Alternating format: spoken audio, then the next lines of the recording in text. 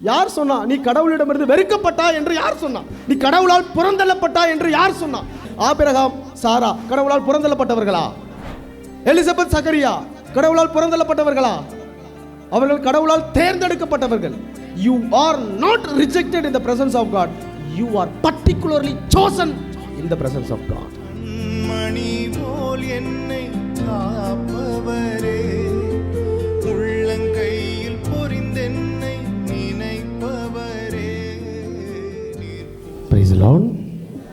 சந்தோஷமா இருக்கிறீங்களா? மகிழ்ச்சியா இருக்கிறீங்களா? எஸ். இன்று திருச்சபை திருவருகை காலத்தின் 3வது ஞாயிற்றுக்கிழமைக்குள் நாம் நுழையும் பொழுது இன்று நமக்கு சிந்திக்க அழைப்பு விடுக்கக்கூடிய ஒரு தலைப்பு அல்லது ஒரு உணர்வு என்ன அப்படின்னா ஜாய், மகிழ்ச்சி. மகிழ்ச்சியாக இருக்கிறீங்களா? மகிழ்ச்சியாக இருக்கிறீங்களா? எவ்வளோ மகிழ்ச்சியாக இருக்கிறீங்க? எவ்வளவு மகிழ்ச்சியாக இருந்தீங்கன்னா இங்கே வந்திருப்பீங்களா? அப்படியா? நீங்கள் இங்கே வந்துடுறதுக்கு காரணம் மகிழ்ச்சியோடு வந்தீங்களா இல்லைனா துக்கத்தோடு வந்தீங்களா? அப்படியா? சரி, அப்போ காரணம் வேணுமே. என்ன மகிழ்ச்சி? என்ன மகிழ்ச்சி? ஒரு நாள் அப்படியே வீக்கெண்ட் ஃபாதர் அப்படியே அங்கேருந்து அப்படியே ஹாயாக அந்த பக்கம் வந்தோம்னு வச்சுக்கோங்களேன், காற்று வாங்கிட்டு போகிற மாதிரி இருக்குது ஃபாதர். அப்படியா? எதற்காக மகிழ்ச்சி? What is the reason of your joy? Reason behind your happiness. இன்னும் ஆழமாக இறை வார்த்தையை தேடுவது. Praise the Lord. இது உண்மையாகவே நான் சும்மா நீங்கள் சொல்கிறத வச்சு மட்டும் சொல்லலை. பல இடங்களில் நாங்கள் வெளியில் தியானத்திற்கு போகும் பொழுது மக்கள் தரக்கூடிய ஒரு ஃபீட்பேக், இன்றைக்கி உள்ளிருப்பு தியானத்தில் உள்ள மக்களோடு நான் பகிர்ந்து கொண்ட ஒரு காரியமும் அதுவாகத்தான் இருந்தது. நாகர்கோயிலில் மார்த்தாண்ட பகுதியில் ஒரு இடத்துல தியானத்துக்கு போயிருந்தோம். அங்கே பார்த்தீங்க அப்படின்னா அந்த பங்கில் இருக்கக்கூடிய மக்களை விட வெளியில் பங்கில் இருந்து தியானத்திற்கு வந்த மக்கள் நிறைய பேர் இருந்தாங்க. அவங்க சொல்கிறாங்க, ஃபாதர் லாவூர் டிவைன் மர்சி தியான மையத்திலிருந்து ஃபாதர்ஸ் நீங்கள் வர்றீங்க அப்படின்னா அந்த பகுதியில் இருக்கக்கூடிய நாங்கள் எல்லோரும் அந்த இடத்துக்கு வந்துடுவோம் ஃபாதர். ரொம்ப ஆச்சரியமாக இருந்துச்சு. பங்கு ஃபாதர் ஆச்சரியப்படுறார், ஃபாதர் உண்மையாகவே ஃபாதர் என் கோயிலுக்கு இவ்வளோ கூட்டம் வருது இன்றைக்கி தான் நான் பார்க்குறேன். ஆனால் ஒரு தொலைவிலிருந்து பயணம் செய்து வந்தவர்கள் எல்லாம் பாருங்கள், அன்றைக்கி தியானம் முடிச்சுட்டு போகிறதுக்கு எப்படியும் 9:30 9:45 ஈவினிங் நைட் ஆகும். லேட்டர் அவங்க ஆட்டோ எடுத்து பஸ் எடுத்து அவங்க வீட்டுக்கு போகணும் அப்படின்னா around 1 hour it takes. But you see, அவங்க எல்லாம் சொல்லக்கூடிய ஒரே ஒரு காரியம், we thirst for the word of God. அது நிறைவாக ஆழமாக எங்கு கிடைக்கிறதோ அங்கு எவ்வளவு தூரம் பயணம் செய்தும் போகுவது என்பதற்கு எங்களுக்கு ஒரு பெரிய மலையே கிடையாது. உண்மையாகவே அவர்களுடைய நம்பிக்கையும் இறைவார்த்தையின் மீது இருந்த அந்த ஒரு ஆழமான பற்றுறுதியும் காணும்போல் ஒரு குருவானவர் என்கின்ற நிலையில் எங்களுக்கு நிறைய மகிழ்ச்சி இருக்குது, ரொம்ப சந்தோஷம் இருக்குது. அப்போ இந்த மகிழ்ச்சியின் ஞாயிறை கொண்டாடும் பொழுது உண்மையில் எங்களுக்குள்ள மகிழ்ச்சி என்ன அப்படின்னா இறைவார்த்தையின் மீது தாகமுள்ள மக்களாக நீங்கள் இருப்பது தான். Praise the Lord. அல்லேலூயா. நம்முடைய நம்பிக்கைக்கு அடித்தளம் என்பது வேற ஒன்றும் இல்லை பிள்ளைகளே. நம்முடைய நம்பிக்கையின் அடித்தளமே இதுதான். வேற வாழ்க்கையில் நடக்கக்கூடிய அற்புதங்களோ அதிசயங்களோ அல்ல. வாழ்க்கையில் நடக்கக்கூடிய அற்புதங்கள் அதிசயங்களை மட்டும் நாம் நம்பி இருந்தோம் என்றால் தோற்று போய்விடுவோம். கடவுள் ஏராளமான அற்புதங்களை அதிசயங்களை நமக்கு செய்து கொண்டே இருக்கிறார், அன்றாடம் செய்து கொண்டிருக்கிறார். But we are not able to see it. Open our eyes and open our ears. Unable to see it. Unable to perceive the miracles that every day, every moment the Lord is doing in our lives. அப்போ நம்ம நினச்சிக்கிட்டு இருக்கிறது என்ன அப்படின்னா ஒரு பெரிய ஒரு வானம் திறந்து டம்முன்னு என் முன்னாடி விழுந்தால் மட்டும்தான் நான் நம்புவேன். ஆனால் அது நடக்கும். அது நடந்தாலும் நம்ம என்ன செய்வோம் தெரியுமா? அது முடிஞ்ச உடனே நம்ம சொல்லுவோம், அது பை சான்ஸ். கடவுள் நல்ல ஒரு வேலையை கொடுப்பார். தியான மையத்தில் வந்து ஜெபிச்சிருக்கிறீங்க, ஆழமான ஒரு ஜெப கருத்தோடு ஜெபிச்சிருக்கிறீங்க, நல்ல ஒரு வேலையை கொடுப்பார், நல்ல ஒரு குழந்தை பாக்கியத்தை கொடுப்பார். பட் அந்த மொமெண்டரி தேங்க்ஸ் கிவிங், நன்றி ஆண்டவரே, then later forgetting it and going. அப்போ நிலையாக உன் நம்பிக்கைக்கு ஒரு வித்து இருக்கின்றது என்றால், நிலையாக உனது நம்பிக்கைக்கு ஆழப்பட ஒரு ஆணிவேர் இருக்கிறது என்றால் அது திருவிவிலியம் மட்டும்தான். இங்கு இருந்து உன் வாழ்க்கை வேரூன்றி வளரவில்லை என்றால் வேற எங்கேயுமே உன் நம்பிக்கை வளர்ச்சி அடையாது பிள்ளையே. Price the Lord. அதனால தான் சொல்கிறேன், நம்முடைய நம்பிக்கையோட அந்த காரணம் எதுவாக இருக்க வேண்டும் என்றால் இறைவார்த்தையின் மீது உள்ள தாகம். Yes, I thirst for word of God. Not சும்மா ஒரு மேலோட்டமாக மட்டுமல்ல, ஆழமாடியனும் ஆழமாக அறிந்து கொள்ள வேண்டும் இறைவனுடைய வார்த்தையை. அப்படி இருக்கும் பொழுது இந்த நாளில் திருச்சபை நமக்கு அழைப்பு விடுக்கிறது, சந்தோஷமா இரு பிள்ளையே, ஹாப்பியா இரு, ஜாய்ஃபுல்லா இரு. முகத்தை அப்படி குரங்கு மாதிரி வச்சிட்டு இருக்காத, 32 பல்லையும் காமிச்சிக்கிட்டே இரு, எப்போதுமே காமிச்சிக்கிட்டு இரு. Praise the Lord. அல்லேலூயா. உண்மையிலே இயேசு இவ்வுலகில் 33 வருடம் வாழ்ந்தார் அல்லவா? 33 வருடம் வாழ்ந்தார். 3 வருடம் நற்செய்தி பணி. நீங்கள் என்கிட்ட கேள்விங்கன்னா, ஃபாதர் நிறைய பேசினாரான் இயேசு, நிறைய பேசியிருக்கிறார். யோவான் நற்செய்தியாளர் இறுதியில் அதானே சொல்கிறார், இயேசு செய்த காரியங்கள் இன்னும் நிறைய இருக்குது, ஆனால் அதெல்லாம் எழுதுனேன் அப்படின்னா உலகமே கொள்ளாது. புத்தகமே அது எழுதுறதுக்கு அவ்வளோ புத்தகம் வேணும் நமக்கு. ஸோ அவ்வளோ காரியம் சொல்லியிருக்கிறாரே ஃபாதர், ஒரு நட்செல்லாம் எனக்கு சொல்லுங்கள் ஃபாதர். நட்செல்லாம் நறுக்குன்னு புரியுத மாதிரி ஒரு 3 வார்த்தையில் 2 வார்த்தையில் 1 வார்த்தை நீங்கள் சொல்லுங்கள் ஃபாதர் அப்படி நீங்கள் கேட்டீங்க அப்படின்னா, பவுலடிகளார் நமக்கு எழுதி வச்சிருக்கிறார். இயேசு செய்த அனைத்து செயல்களையும் நட்செல்லா நங்கூர மாதிரி 3 வார்த்தைகள் எழுதி வச்சிருக்காரு. எடுத்து வாசிங்க பார்க்கலாம். 1 தெசலோனிக்கர் 5வது அதிகாரம், 1 தெசலோனிக்கர் 5வது அதிகாரம் 16, 17, 18. 1 தெசலோனிக்கர் 5வது அதிகாரம் 16, 17, 18. எப்பொழுதும் மகிழ்ச்சியாக இருங்கள், இடைவிடாது ஜெபியுங்கள், எல்லா சூழ்நிலையிலும் நன்றி செலுத்துங்கள், உங்களுக்காக கிறிஸ்து இயேசு வழியாக கடவுள் வெளிப்படுத்திய திருவுளம் இதுவே. அப்போ 3 ஆண்டுகள் நற்செய்தி பணியின், கிறிஸ்துவின் நற்செய்தி பணியின் ரத்தின சுருக்கம் இதுதான். தந்தையாகிய கடவுள் சொன்ன காரியங்களை இயேசு உலகில் வந்து நிறைவேற்றினார் என்றால் அவர் 3 வருடம் செய்த காரியம் இதுதான். He was happy always. எப்பொழுதும் மகிழ்ச்சியாக இருந்தார். Was happy. அப்ப அந்த சந்தோஷத்தோட காரணம் என்ன அப்படின்னா, 5 அப்பத்தை 5000 பேருக்கு பங்கு வைக்கும் போது மட்டுமல்ல, லாசரை இறந்து போல லாசரை உயிர்த்தலை செய்யும் பொழுது மட்டுமல்ல, முடக்குவாதமுற்றவரை சுகப்படுத்தும் பொழுது மட்டுமல்ல, துன்பத்திலும் அவர் கற்றுக்கொண்டார் மகிழ்ச்சியாக இருக்க. அந்த கெத்சமனி தோட்டத்திலும் அவர் கற்றுக்கொண்டார் கடவுளுக்கு நன்றி செலுத்த. துன்பத்தின் மத்தியிலும் அவர் கற்றுக்கொண்டார் இறைவனோடு இணைந்திருக்க. Price the Lord. எப்பொழுது மகிழ்ச்சியாக இருந்தார், இடைவிடாமல் ஜெபித்தார். அவர் ஜெபிக்கிறது என்பது ஒரு குறிப்பிட்ட நேரம் கிடையாது. as he takes birth, அவர் எப்படி மூச்சை உள்வாங்கி, ஒரு மூச்சு காற்று எப்பொழுது உனக்கு அறியாமல் நீ சுவாசித்து கொண்டிருக்கிறாயோ, ஜபம் என்பது அவருக்கு அப்படிப்பட்ட ஒரு நிகழ்வாக மாறியது. இடைவிடாமல் ஜெபித்தார், நன்றி செலுத்தினார். குருவானவர் ஜெபிக்க, இயேசு கெத்சமனியில் ஜெபித்த அந்த ஜெபம் தான் குருவானவர் என்று ஜெபிக்கிறார். திருப்பலியில் அவர் அப்பத்தை எடுத்து என்ன சொல்றாரு? சும்மா நன்றி சொல்லலை, நாளைக்கு நடக்க இருக்கக்கூடிய துன்பம் எல்லாம் அவர் முன்னாடி இருக்குது.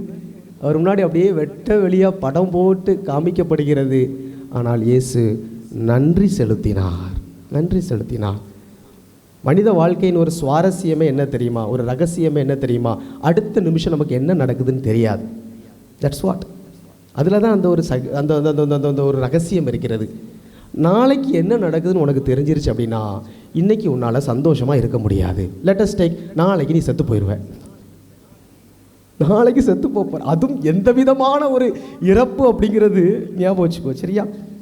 கேவலப்பட்டு, துக்கப்பட்டு, சங்கடப்பட்டு, வெக்கப்பட்டு, இன்னும் என்னென்ன பட்டு பட்டு பட்டுன்னு வச்சுக்கிடுவோம், பட்டு நீ இறக்க போகிறத கடவுள் இன்னைக்கு உனக்கு படம் போட்டு காமிக்கிறார். எப்படி இருக்கும் ஃபாதர்? சாகும்போதாவது கொஞ்சம் கௌரவமாக சாகணும் ஃபாதர், ஆமாவா இல்லையா? ஆனால் கடவுள் பாருங்கள், இயேசு இதெல்லாம் தெரிந்தது. அம்மா முன்னாடி, பெற்ற தாய் முன்னாடி ஒரு 33 வயது மகன் துணி கூட இல்லாத நிற்கக்கூடிய ஒரு நிலைமை அவர் முன்னாடி காட்டப்படுகிறது.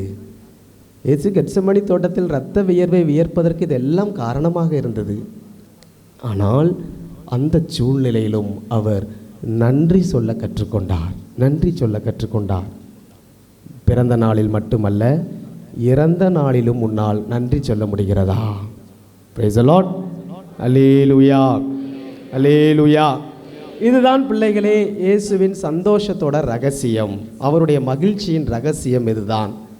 He was happy always because he was always connected with the God the Father. And learn to be thankful, learn to be gratitude at any moment, whatever may happen in my life, I will be gratitude towards God. இந்த ஒரு நிலைப்பாட்டை நம்மால் எடுக்க முடிகிறதா? Father, குழந்தை இல்லாத எங்களை கூப்பிட்டு வந்து முன்னாடி வச்சுட்டு என்னென்னலாம் பேசிக்கிட்டு இருக்கிறீங்க ஃபாதர். உண்மையாகவே ரொம்ப ஒரு சங்கடமான ஒரு சூழ்நிலை அது. ஒரு குருவானவர்கிட்ட நீங்கள் பல ஜெப கருத்துக்கள் நீங்கள் சொல்லுவீங்க, ஃபாதர் அதற்காக ஜெபிங்க, இதுக்காக ஜெபிங்க. இல்லை, நாங்கள் ஜெபிக்கிறோம். ஆனால் எங்களுடைய உணர்வை தொடக்கூடிய ஒரு ஜெப கருத்து எதுவாக இருக்கும் என்றால், நத்திங் பட் திஸ். ஃபாதர் எங்களுக்கு ஒரு குழந்தை பாக்கியத்திற்காக ஜெபிங்க அப்படின்னு சொன்னீங்கன்னா, அது நான் என்னை மட்டும் சொல்ல, எந்த குருவானவர், எங்களை மட்டும் சொல்லவில்லை, எந்த குருவானவரும் மனமுருகி ஜெபிக்கக்கூடிய ஒரு ஜெப கருத்தாக இது கண்டிப்பாக இருக்கும். ஒரு குழந்தை பாக்கியம். Because we put ourselves into your lives. எந்த விதமான ஒரு தாக்கத்தில் நீங்கள் கடந்து செல்வீர்கள், எந்த விதமான அனுபவம், எந்த விதமான நெருக்கடிகள், எந்த விதமான சோர்வுகள், எவ்வளவு சொசைட்டி உங்கள் மேல் வைக்கக்கூடிய அந்த வார்த்தைகள். சொசைட்டியை விட்டுருவோங்க, உங்களுடைய குடும்பம், உங்கள் குடும்பம், நீங்கள் தேர்ந்தெடுத்து வாழ வந்த இந்த குடும்பம் போதும் சொன்ன அந்த குடும்பம் உங்கள் மேல் வைக்கக்கூடிய அந்த அபாண்டமான சில பழி சொற்கள். இன்னும் போயிடுவோமே, உங்கள் மாமனார் மாமியை விட்டுருவோமே, சொந்த கணவன், உங்களுடைய கணவன் எப்படி பேசுகிறார். So every thing is matters. அப்படி ஒரு சூழ்நிலையில் இருக்கும் பொழுது, ஃபாதர் எங்களை மகிழ்ச்சியாக இருக்க சொன்னீங்கன்னா எப்படி ஃபாதர் எங்களால் முடியும்? But you have the reason to be joyful. Never forget. You have the reason to be joyful. Who said that you are rejected in the presence of God? யார் சொன்னா? யார் சொன்னா நீ கடவுளிடமிருந்து வெறுக்கப்பட்டா என்று யார் சொன்னா? நீ கடவுளால் புறந்தள்ளப்பட்டா என்று யார் சொன்னா? பைபிள் சொல்லி தரலையே, திருச்சபை அப்படி சொல்லி கொடுக்கலையே. உலகம் சொல்லி தருகிறது என்றால் அது ஒரு உண்மை அல்ல, புனை கதைகள். கொலோசியர் புத்தகம் 3வது அதிகாரத்தில் பவுலடிகளால் சொல்லிக் கொடுக்கக்கூடிய உண்மை. பிள்ளையே, பாட்டி கதைகளாலும் don't be get inconstrued with the philosophy of this world. இந்த உலகின் தத்துவங்களை வைத்துக் கொண்டும் பாட்டி கதைகளாலும் தெரிந்து கொண்டு நீ உன்னை ஏமாற்றிக் கொள்ளாதே. அப்ப இன்னைக்கு இந்த உலகம் உன்னை புறந்தள்ளுகிறது என்றால் கடவுள் புறந்தள்ளவில்லை, கடவுள் புறந்தள்ளவில்லை. எத்தனை பேர் நீங்க சொல்றீங்க ஆபிரகாம் சாரா கடவுளால் புறந்தள்ளப்பட்டவர்களா? புறந்தள்ளப்பட்டவர்களா? நம்ம என்ன சொல்றோம்? அவர்களை கடவுளால் தேர்ந்தெடுக்கப்பட்டவர்கள் என்றெல்லாம் சொல்லுகிறோம். தேர்ந்தெடுக்கப்பட்டவர்கள். எலிசபெத் சகரியா கடவுளால் புறந்தள்ளப்பட்டவர்களா? அவர்கள் கடவுளால் தேர்ந்தெடுக்கப்பட்டவர்கள். You are not rejected in the presence of God. You are particularly chosen in the presence of God. You are not rejected. You are chosen. You are chosen for a purpose. நீ புறந்தள்ளப்பட்டவள் அல்ல, நீ புறந்தள்ளப்பட்டவன் அல்ல, நீ கடவுளால் தேர்ந்தெடுக்கப்பட்டவன் ஒரு particular மிஷனுக்காக. அது எப்படி கிடைக்கும்? அது ஜெபிக்கும் போது மட்டும்தான் கிடைக்கும்.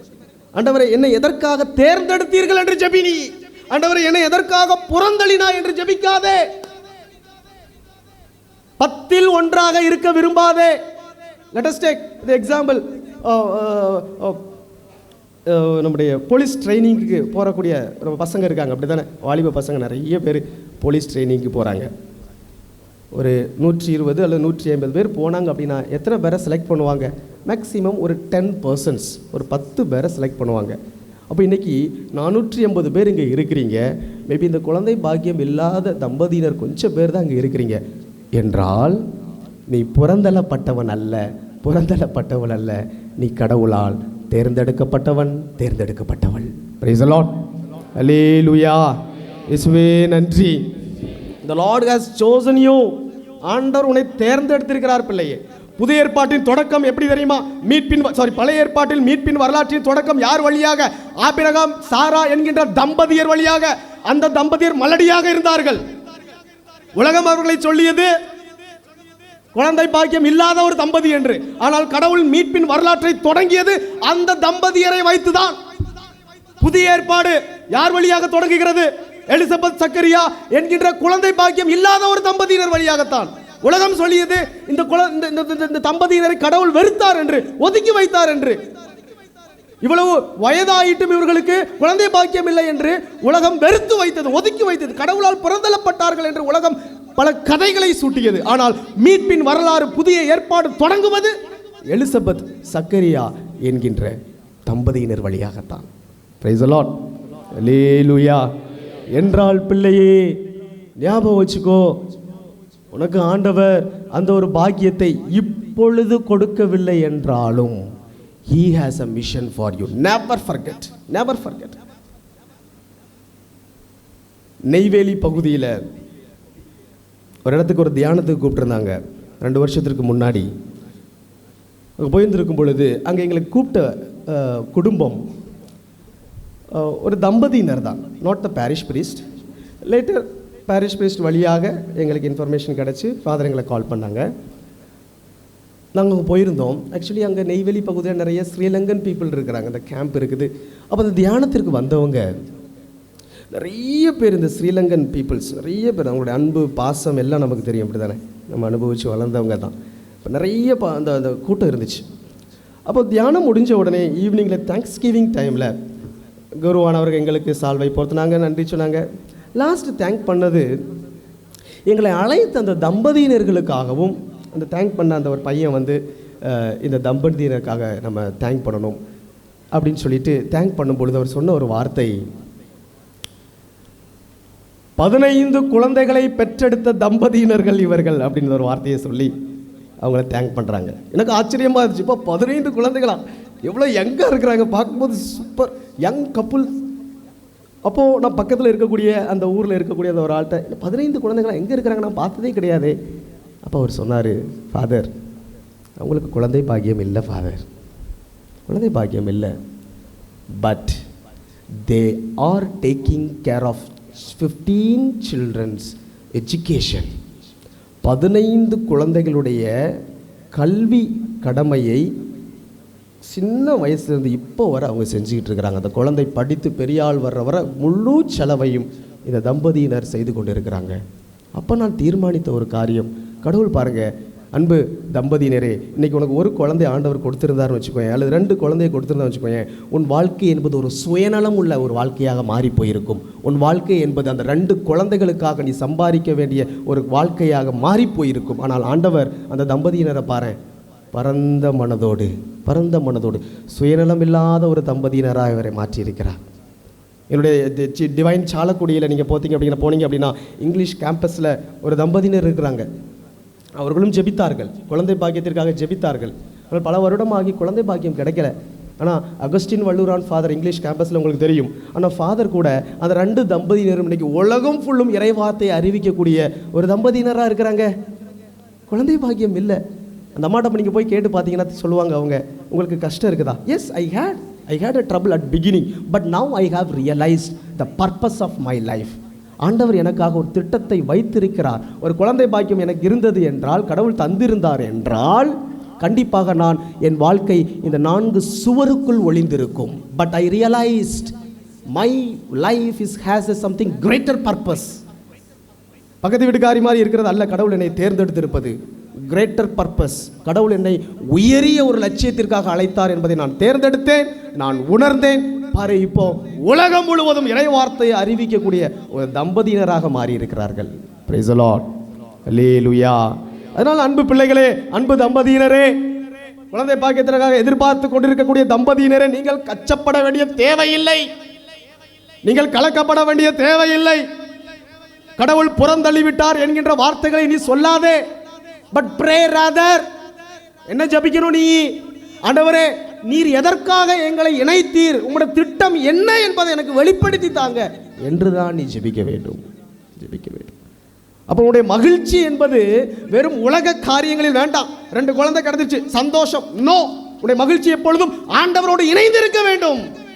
கடவுளுடைய திட்டத்தில் நீ மகிழ்ச்சியை காண வேண்டும். பிலிப்பியர் புஸ்தகம் 4வது அதிகாரம் 4வது இறை வார்த்தை. பிலிப்பியர் புஸ்தகம் 4வது அதிகாரம் 4வது இறை வார்த்தை. இன்னைக்கு நம்ம வாசிச்ச 2வது வாசகம் தான், தேட வேண்டாம். ஆண்டவரோடு இணைந்து என்று மகிழுங்கள். மீண்டும் கூறுகிறேன், அப்ப யாரு கூட இணைந்து மகிழணும்? ஆண்டவரோடு இணைந்து இருக்கக்கூடிய மகிழ்ச்சி தான் நிலையான மகிழ்ச்சி. ஃபாதர் பங்களா கட்டிட்ட ஃபாதர், நல்ல ஒரு வீடு கட்டிட்ட ஃபாதர், மகிழ்ச்சி. எஸ், மகிழ்ச்சி தான், சந்தோஷம். ஆனா அந்த மகிழ்ச்சிக்கு நிறைவு கிடையாது பிள்ளையே. 5 வருஷம் பெயிண்ட் அடிச்சுட்டு எல்லாம் பெயிண்ட் எல்லாம் ஒழுகி அப்படியே வீடெல்லாம் கீறிக்கிட்டு இருக்கும்போது மகிழ்ச்சி போயிடும். காரணம் இன்னும் டபுள் மடங்கு நீ என்ன செய்யணும்? இன்வெஸ்ட் பண்ணா தான் அந்த வீடு இன்னும் பொலிவா இருக்கும். ஃபாதர் ஒரு கார் வாங்கிட்ட ஃபாதர், மகிழ்ச்சியா இருக்கிற father. Yes, you have the reason to be happy. ஆனா அந்த மகிழ்ச்சி நிரந்தரம் கிடையாது. மெயின்டெனன்ஸ் ஒர்க் வரும்போது தான் தெரியும். அப்படித்தானே? குழந்தை பாக்கியம், குழந்தைகள் நிறைய இருக்கிறாங்க ஃபாதர், எனக்கு சந்தோஷமா இருக்குமே. Yes, you have the reason to be happy. ஆனால் பிள்ளைகளை வளர்த்து பெற்றெடுத்து அவர்களுக்கு என்னென்ன காரியங்கள் அப்பா எக்ஸெட்ரா எக்ஸெட்ரா எக்ஸெட்ரா எவ்வளோ இருக்குது. அப்போ உலக காரியங்களில் நாம் மகிழ்ச்சி கண்டெடுத்தும் பொழுது yes, we have the reason to be happy. ஆனால் அது நிரந்தரம் அல்ல. அப்போ திருவிழியம் சொல்லிக் கொடுப்பது என்ன தெரியுமா? நிரந்தரமான மகிழ்ச்சி நீ கடவுளோடு சேர்ந்திருக்கும் பொழுது. சொல்லுகிறேன், நீங்கள் மகிழுங்கள், ஆண்டவரோடு இணைந்து மகிழுங்கள். உங்களுக்கு தெரியுமா, இந்த பிலிப்பியர் புஸ்தகத்தை பவுலடிகளார் எப்போ எழுதுறாரு தெரியுமா? சும்மா ஃபேன் கீழே உட்காந்துட்டு ஏசி ரூம்ல உட்காந்துட்டு எழுதல. சிறைச்சாலையில் இருக்கும் பொழுது பிலிப்பியர் புஸ்தகத்தை அவர் எழுதுகிறார். திருவிழியத்தில் இருக்கக்கூடிய எல்லா புத்தகங்களிலும் மகிழ்ச்சியின் புத்தகம் என்று கண்டுபிடிக்கப்பட்ட நூல் பிலிப்பியர் புத்தகம். 16 முறை பவுலடிகளார் இங்கு மகிழ்ச்சியாயிரு மகிழ்ச்சியாயிரு மகிழ்ச்சியாயிரு 16 முறை சொல்லுகிறார். எப்படிப்பட்ட சூழ்நிலையில்? சிறைச்சாலையில் இருந்து கொண்டு சொல்லக்கூடிய வசனம் இது. மகிழ்ச்சியாயிரு மகிழ்ச்சியாயிருன்னு. சும்மா ஹாப்பியா நம்மள மாதிரி எல்லாம் கிடைச்சதெல்லாம் நடந்துட்டு ஹாப்பியாயிருன்னு சொல்லல. வாழ்க்கையின் உச்சத்தில் துன்பத்தில் போராடி கொண்டிருக்கக்கூடிய நிலையில் பவுலடிகளார் பிலிப்பியர் திருமுகத்தை எழுதுகிறார். Be happy, be happy with the Lord, not with the world. Praise the Lord. அல்லேலூயா. இயேசுவே நன்றி, இயேசுவே நன்றி. அதனால் அன்பு பிள்ளைகளை, முதலாவது நான் சொல்ல வர வேண்டிய முதல் காரியம் இதுதான். தயவு செய்து அன்பு தம்பதியினரை, குழந்தை பாக்கியத்திற்காக எதிர்பார்த்து காத்து கொண்டு இருப்பவர்களே, நீங்கள் ஜெபிக்கக்கூடிய உங்களுடைய ஜெப அந்த அடிப்படை மாற வேண்டும். ஆண்டவரே என்னை ஏன் புறக்கணிச்சேன்னு சொல்லாத. வாயில வரக்கூடாத அந்த வார்த்தை. God has not rejected you, he has selected you. ஆண்டவரே என்னை எதற்கு தேர்ந்தெடுத்தீங்க ஆண்டவரே அப்படின்னு கேட்டு ஜெபி. அப்ப ஆண்டவர் வெளிப்படுத்தி கொடுப்பார். இரண்டாவது முக்கியமான காரியம், ஈசாக்கு செய்த ஒரு காரியம், அண்ணாவுக்கு எல்கானா செய்த காரியம். ஈசாக்கிடம் ரெபெக்கா அழுது புலம்புகிறார். எப்படிப்பட்ட ஒரு நிலைமையில இருக்கிறனே, மலடியா இருக்கிறனே, கஷ்டப்பட்டுக்கிட்டு இருக்கிறனே அப்படின்னு சொல்லும் பொழுது ஈசாக்கு ரெபெக்காவை கொச்சைப்படுத்தவில்லை.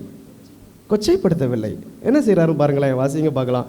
தொடக்க நூல் புஸ்தகம் 25வது அதிகாரம் 21வது வார்த்தை. தொடக்க நூல் புஸ்தகம் 25வது அதிகாரம் 21வது வார்த்தை.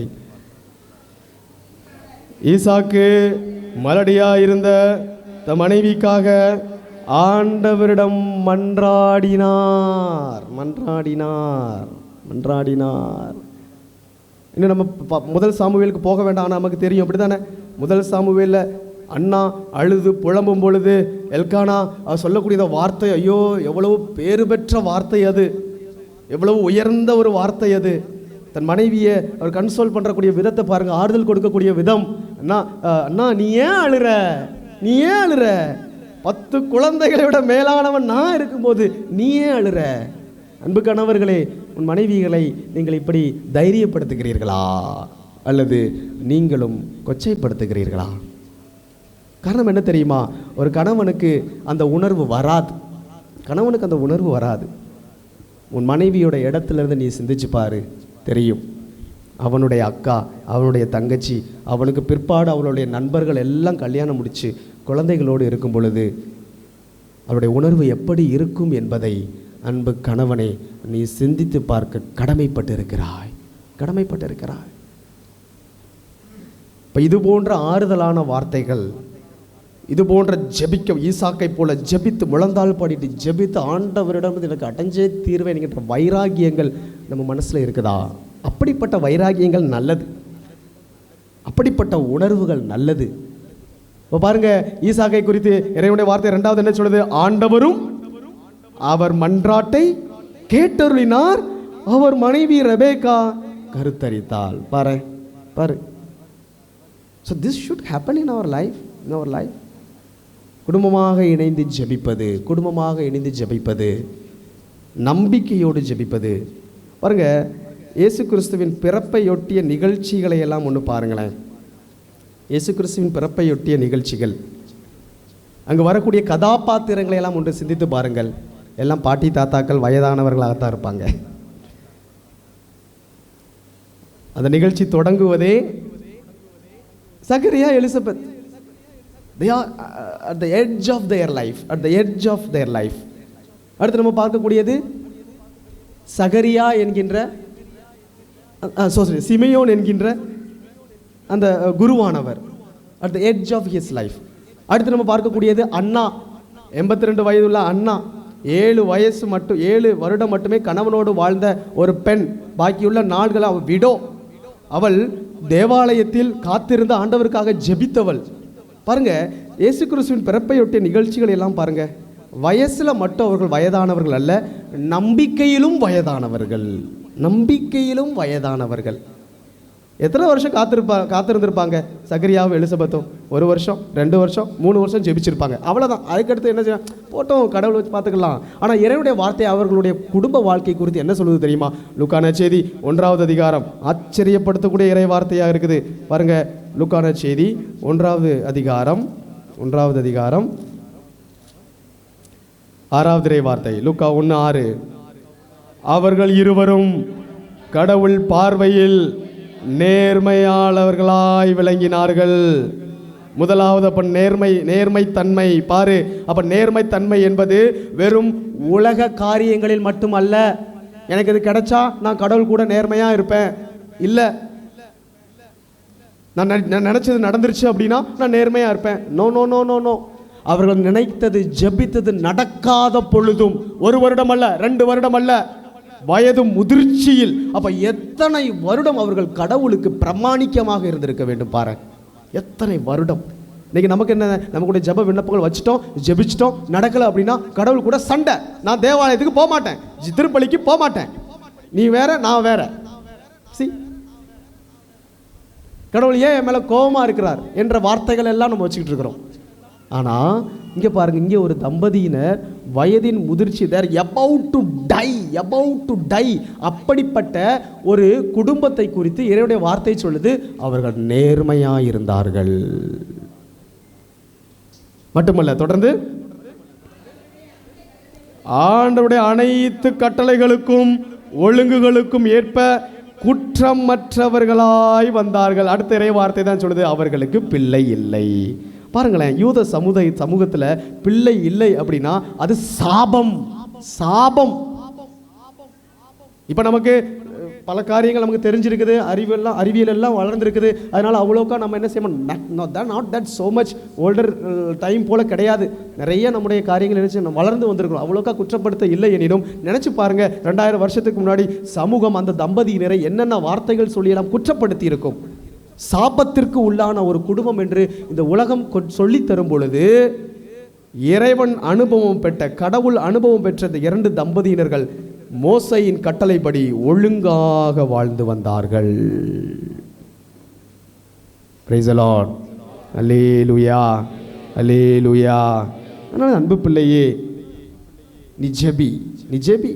உன்னுடைய ஜெபிக்கக்கூடிய முறை மாற வேண்டும் என்பது மட்டும்தான். கடவுள் என்னை புறக்கணித்தார் என்றல்ல, கடவுள் என்னை எதற்காக தேர்ந்தெடுத்தார். ஏன் ஆண்டவர் எனக்கு இந்த ஒரு நிலையை கொடுத்தீங்க, எக்ஸ்பிளைன் இட் டு மீ, எனக்கு வெளிப்படுத்தி தாங்க. காத்திருந்து ஜெபிக்கக்கூடிய அந்த ஒரு பக்குவத்தை எனக்கு தாங்க. எனக்கு ஜெபிக்கக்கூடிய அந்த முறை மாற வேண்டும். என்னை நீர் புறக்கணிக்கவில்லை, ஆனால் என்னை நீர் தேர்ந்தெடுத்திருக்கிறீர். Price the Lord. அல்லேலூயா, அல்லேலூயா. கண்களை மூடுவோமா, ஜெபிப்போமா.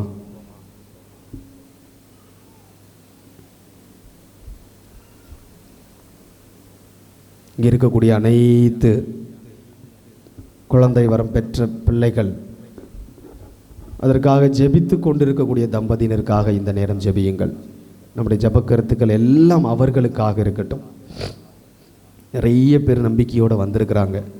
நான் நிறைய பேர் வருவதற்கு ஆசைப்பட்டு இருந்தும் வராமல் இருக்கிறவங்க இருக்கிறாங்க. எங்ககிட்ட சொல்லியிருக்கிறாங்க, ஃபாதர் நான் வந்தேன் அப்படின்னா எல்லாரும் என்னை பார்ப்பாங்க ஃபாதர், அது எனக்கு கேவலமாக இருக்குது ஃபாதர், நான் இங்கேருந்து ஜெபிச்சுக்கிடுறேன் ஃபாதர். நிறைய பேர் சொல்லியிருக்கிறாங்க. அப்படியெல்லாம் பாருங்கள், எவ்வளோ மனத்தாங்களோடு, எவ்வளோ கஷ்டத்தோடு, எவ்வளோ உணர்வுகளோடு அந்த பிள்ளைகள் தன்னுடைய வாழ்க்கை பயணத்தை நடத்தி கொண்டு இருக்கிறார்கள். அன்பு தம்பதியினரே, கடவுள் உனக்கு குழந்தை செல்வம் கொடுத்தது நீ ஏதோ வாழ்க்கையில் செய்த பெரிய புண்ணியம் அல்ல. ஞாபகம் வச்சுக்கோ, it's a gift of God. Gift. திருப்பாடல்கள் 113 சொல்லுது, குழந்தை செல்வம் கடவுள் தரக்கூடிய பரிசு. அந்த பரிசை நீ பெற்றிருக்கிறாய். ஆண்டவர்கிட்ட ஜெபி. அதற்காக எத்தனையோ பிள்ளைகள், எத்தனையோ உன்னுடைய பங்கில் உனக்கு தெரிந்தவர்கள், உன் குடும்பத்தில் எத்தனை நபர்கள் இருக்கிறாங்க. ஒரு தீர்மானம் எடுத்து பாரு, இனிமே நான் அவர்களை புறம் தள்ள மாட்டேன், என் வார்த்தைகளால் காயப்படுத்த மாட்டேன். rather I will encourage them. என் வார்த்தைகளால் அவர்களுக்கு வலுவூட்டுவேன், அவர்களை திடப்படுத்துவேன், அவர்களுக்காக ஜெபிப்பேன், அவர்களுக்காக திருப்பலி ஒப்பு கொடுத்து ஜெபிப்பேன். ஒரு முடிவெட. இன்னைக்கு நீ இந்த திருப்பலியை நீ ஒரு முடிவெடு. அவர்களை ஏதோ தாழ்ந்த ஒரு பிள்ளைகளாக பார்க்காதே. உன்னை விட அவர்கள் வலிமை வாய்ந்தவர்கள். கடவுள் அவர்களை குறிப்பான ஒரு காரியத்திற்காக தேர்ந்தெடுத்திருக்கிறார். அந்த தேர்ந்தெடுப்பின் வல்லமையை அந்த பிள்ளைகள் உணர ஜெபி. அன்பு தம்பதியினரே, குழந்தை பாக்கியத்திற்காக எதிர்பார்த்து காத்து கொண்டு இருப்பவர்களே, ஜெபி. உடைய ஜெபம் கேட்கப்படும்.